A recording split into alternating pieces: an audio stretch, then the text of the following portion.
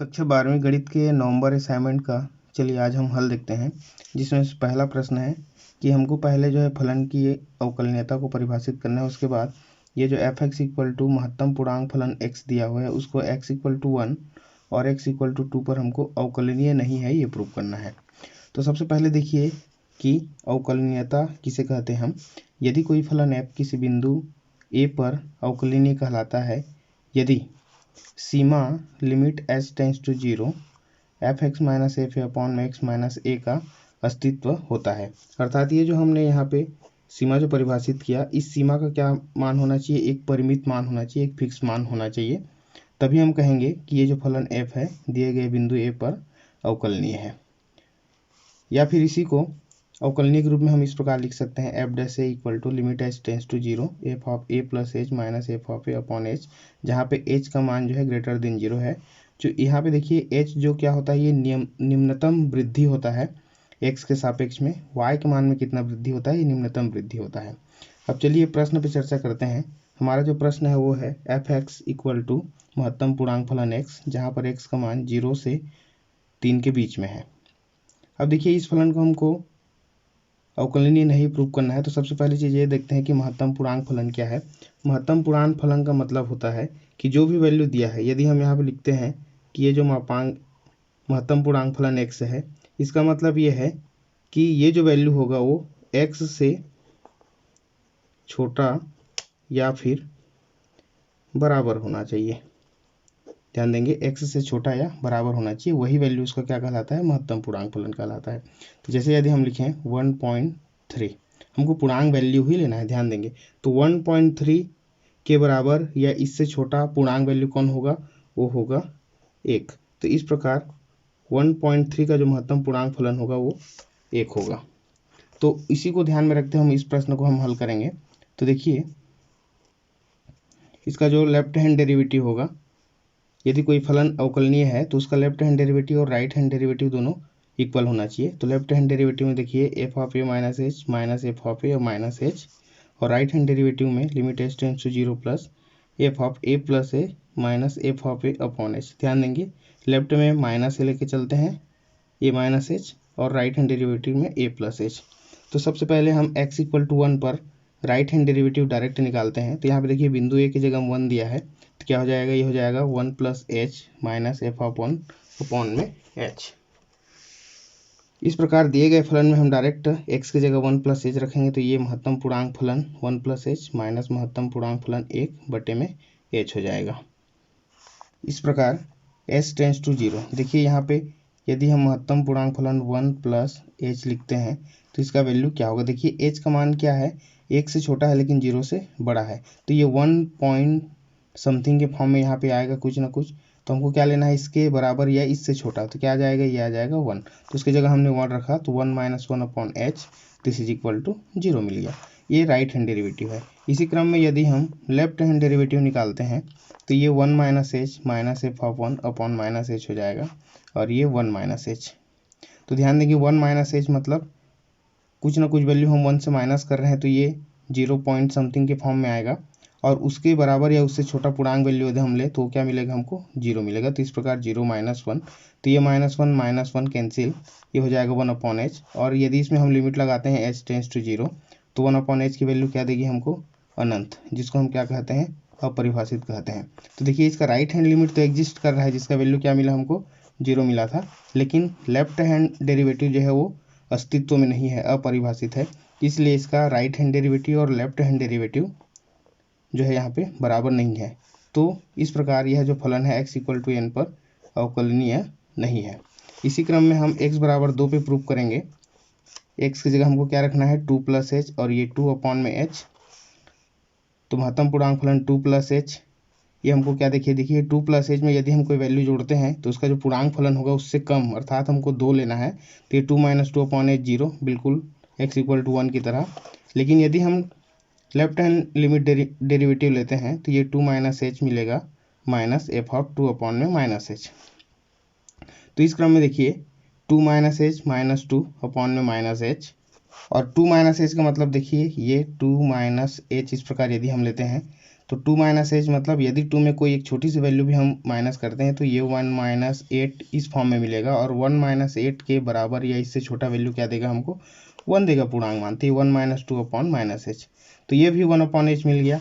और यदि यहाँ पे एच का मान हम 0 पुट करते हैं तो ध्यान देंगे ये क्या देगा, 1 अपॉन 0 देगा, और ये क्या मिलता है हमको, इनफाइनाइट, जो कि अपरिभाषित होता है। तो यहाँ पर भी x इक्वल टू 2 के लिए दिया गया फलन जो है उसका राइट हैंड डेरिवेटिव तो अस्तित्व में है, लेकिन लेफ्ट हैंड डेरिवेटिव उसका अस्तित्व में नहीं है।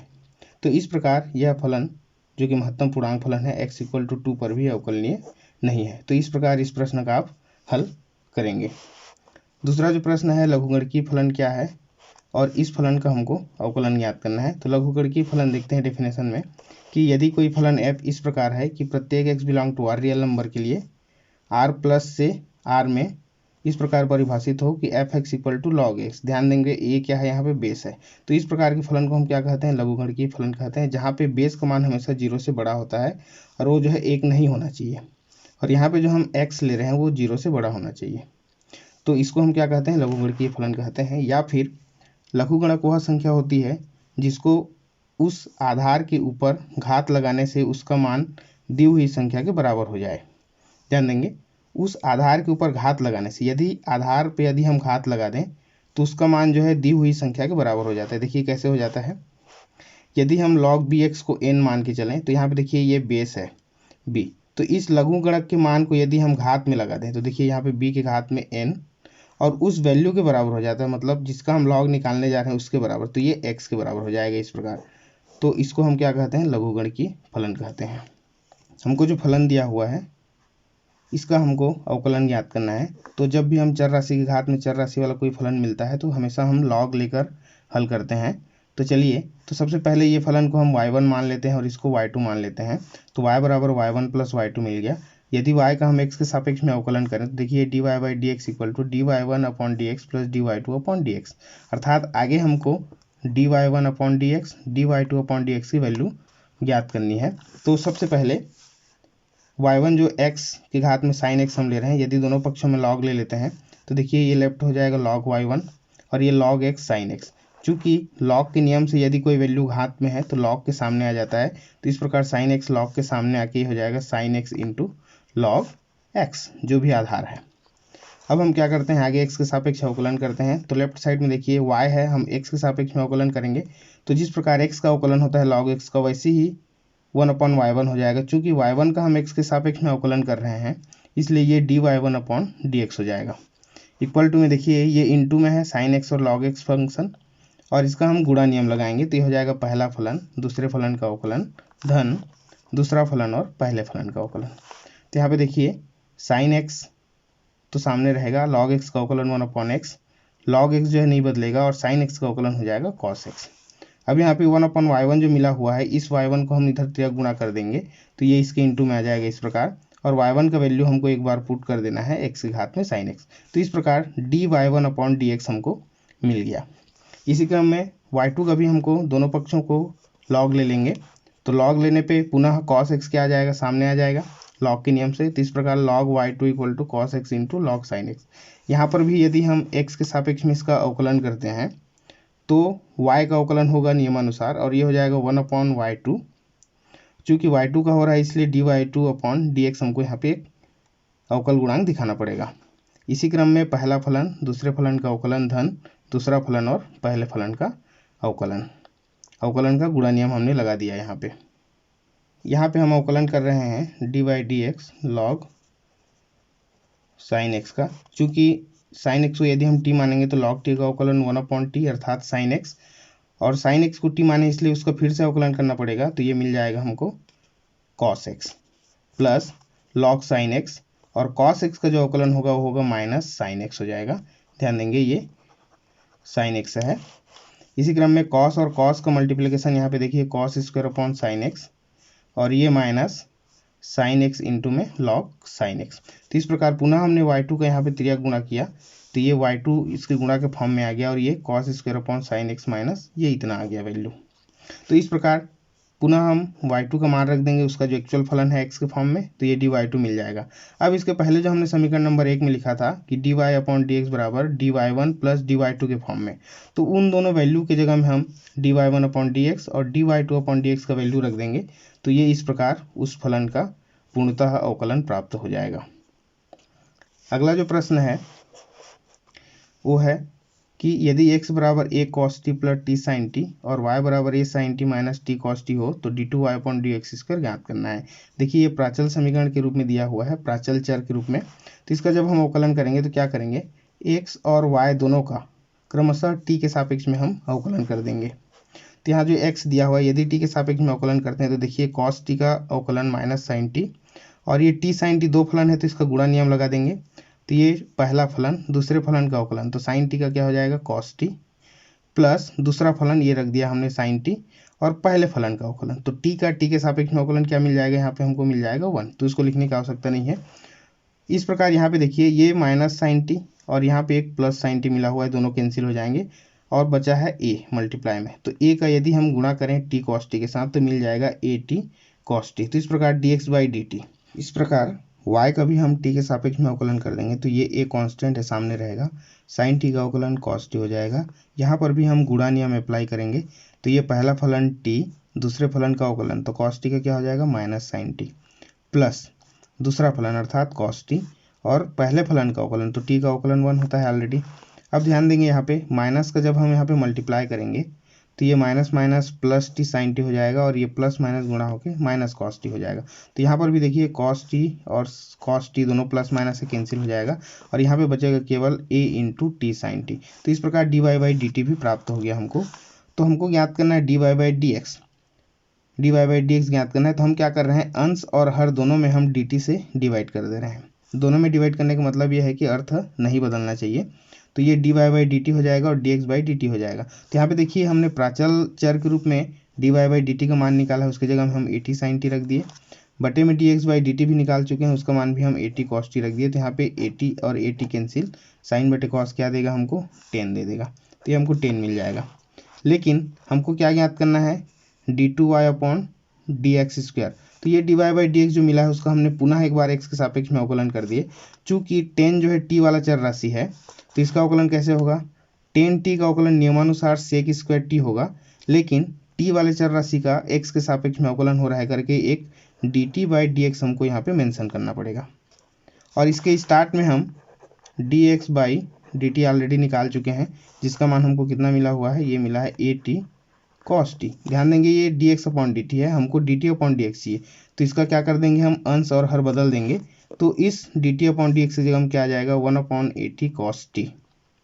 तो इस प्रकार 1/cos को क्या लिख सकते हैं, हम सेक लिख सकते हैं। देखिए, और ये sec² t और sec t दोनों का गुणा होकर sec³ t/at हो जाएगा। तो इस प्रकार d2y/dx² इसका उत्तर मिल जाएगा।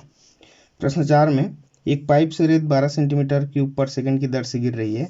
गिरती रेत जमीन पर एक ऐसा शंकु बनाती है जिसकी ऊंचाई सदैव आधार की त्रिज्या का 6वां भाग है।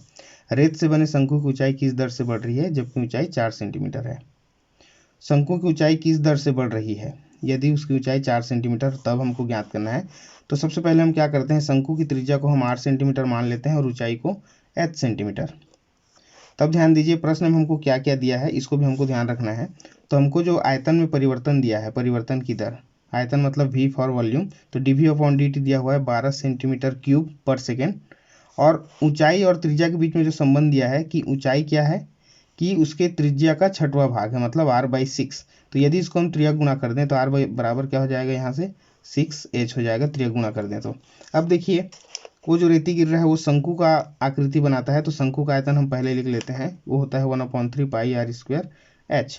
अब यहाँ पे देखिए r और h में हम संबंध निकाल चुके हैं 6h, तो इस r² की जगह हम 6h का स्क्वायर रख देंगे, तो हो जाएगा 6 × 36 और ये h का स्क्वायर और h जुड़ के h के घात में 3 हो जाएगा। तो इस प्रकार भी जो हमको मिलने वाला है आयतन वो है, यहाँ पे देखिए 3 एकम 3, 3 एकम 3 और 3 दूनी 6, तो इस प्रकार 12 पाई h³ मिल गया। अब ये जो आयतन मिला हुआ है इसको हम समय के सापेक्ष में अवकलन कर देते हैं, क्योंकि परिवर्तन की दर कहा है तो दर अर्थात टी के सापेक्ष में अवकलन होना चाहिए। तो ये dv अपॉन dt यदि हम इसका निकालें तो 12 पाई कांस्टेंट है, हम बाहर निकाल दिए, और h जो है चर राशि के रूप में उसका अवकलन होगा, घात सामने आके 3h² हो जाएगा। चूंकि h का t के सापेक्ष में हो रहा है इसलिए उसको प्रदर्शित करने के लिए एक dh/dt हमको लिखना पड़ेगा यहाँ पे। तो इस प्रकार dv अपॉन dt ऑलरेडी पहले दे चुका है, देखिए यहाँ पे dv upon dt 12 centimetre cube दिया है, उस वैल्यू को हम यहाँ रख देंगे तो ये 12 हो जाएगा, और ये वैल्यू जो हम आगे हल किए हैं 12 पाई 3h²। तो इस प्रकार यहाँ से ये 12 और ये 12 कैंसिल हो गया, बचा यहाँ पे 3 पाई h²। चूँकि हमको dh/dt निकालना है, ध्यान देंगे ऊंचाई में परिवर्तन की दर निकालना है, तो इसको यदि सिंगल करना है तो 3 पाई h² को इस तरफ गुणा करेंगे तो ये हो जाएगा 1/3 पाई h²। लेकिन ऊंचाई में परिवर्तन की दर कब ज्ञात करना है, जब ऊंचाई कितना हो 4 सेंटीमीटर। तो h की जगह हम क्या रख देंगे, 4 रख देंगे, तो ये 4 चौक 16 और ये 16 तिया 48 पाई सेंटीमीटर पर सेकेंड इसका उत्तर हो जाएगा। तो इस प्रकार शंकु की जो ऊंचाई होगी वो 1/48 पाई सेंटीमीटर पर सेकेंड की दर से बढ़ रही है। ऐसी दो धन संख्याएं जिनका योग 16 है और जिनके घनों का योग निम्नतम है, ऐसी संख्या हमको ज्ञात करना है। तो ये अवकलन के अनुप्रयोग से है। तो मान लेते हैं वे दो संख्याएं x और y है।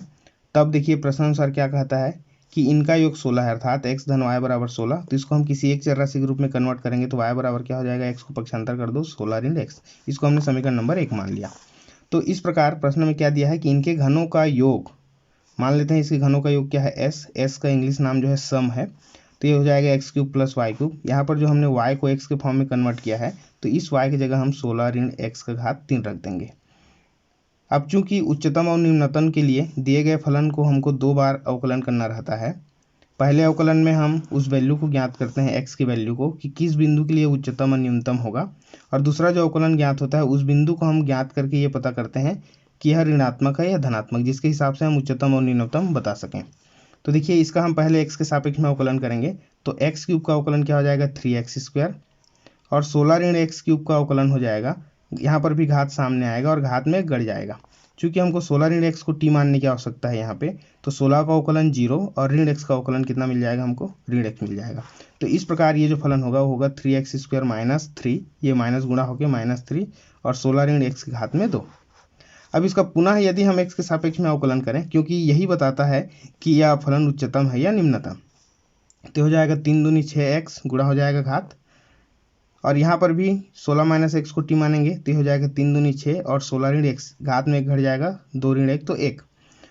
चूंकि 16 - x को t माने पुनः अवकलन होगा तो -x का अवकलन फिर से -1 वो -1 और ये -1 गुणा होकर हो जाएगा प्लस। अब देखिए यह फलन उच्चिष्ट है या निम्निष्ट है, कि उसके लिए हम क्या करते हैं, जो एक बार अवकलन किए हैं उसको हम 0 को इक्वल ले लेते हैं ताकि हम x का वैल्यू निकाल सकें। तो जो ये है अवकलन, जो एक बार अवकलन हुआ है इसको हम 0 की इक्वल ले लेंगे। यहाँ पे दोनों में 3 कॉमन है, देखिए बाहर निकाले तो 3 शून्यम 0। अब ये जो हमारा टर्म है देखिए a² - b² के फॉर्म में है, तो ये हो जाएगा a + b × a - b। तो यहाँ पे देखिए ये x और ये -x कैंसिल, तो कितना बचा 16। इस माइनस के यदि हम गुणा करते हैं यहाँ पे तो ये x + x कितना हो जाएगा 2x और ये -16, दिस इज इक्वल टू 0। चूँकि 16 जो है 0 के बराबर नहीं हो सकता, अतः उसका जो एक और गुणनखंड है जो कि 2x - 16 है इक्वल टू 0, ये 0 होगा। 16 को हम पक्षांतर किए तो 2x = 16, तो x बराबर कितना हो जाएगा 8 मिल जाएगा। अब हमको ये जो x = 8 है, क्या इस बिंदु पे दिया गया फलन उच्चतम है या निम्नतम, ये हम चेक करेंगे। तो उसको चेक करने के लिए हम क्या करते हैं, जो 2 बार अवकलन किए हैं वहाँ पे हम x की वैल्यू 8 रखेंगे। पहली बार के अवकलन 0 को हम उस बिंदु को ज्ञात करने के लिए कि कौन से बिंदु पे निम्नतम है वो ज्ञात करते हैं, और दोबारा जो अवकलन हुआ है वहाँ पे उच्चतम है या निम्नतम ये ज्ञात करते हैं। तो 2 बार जो अवकलन हुआ है हम x की जगह 8 रख देंगे, तो जब इसको हम हल करेंगे तो हमको मिलेगा 96। तो 96 देखिए यहाँ पे धनात्मक है। तो जब भी 2 बार अवकलन होता है धनात्मक है अर्थात 0 से बड़ा है, ये वाला केस। तो जब 0 से बड़ा होता है तो वह वैल्यू क्या कहलाता है, निम्नतम कहलाता है। तो किस बिंदु के लिए हम चेक कर रहे हैं, x = 8 के लिए। तो इस प्रकार ये जो घनों का योग है जिसको हम s नाम दिए हैं, x = 8 पर क्या है, निम्नतम है। तो एक वैल्यू मिल गया, हमको दूसरा वैल्यू भी ज्ञात करना है। तो समीकरण 1 में जहाँ पे हमने 16 - y = 16 - x रखा था, वहाँ पे x की जगह हम 8 रख देंगे। तो ये y बराबर 16 × 8 अर्थात 8। तो इस प्रकार वो जो दोनों धनात्मक वैल्यू हैं वो 8 और 8 होगा। तो इस प्रकार आपको इस असाइनमेंट का हल लिखना है।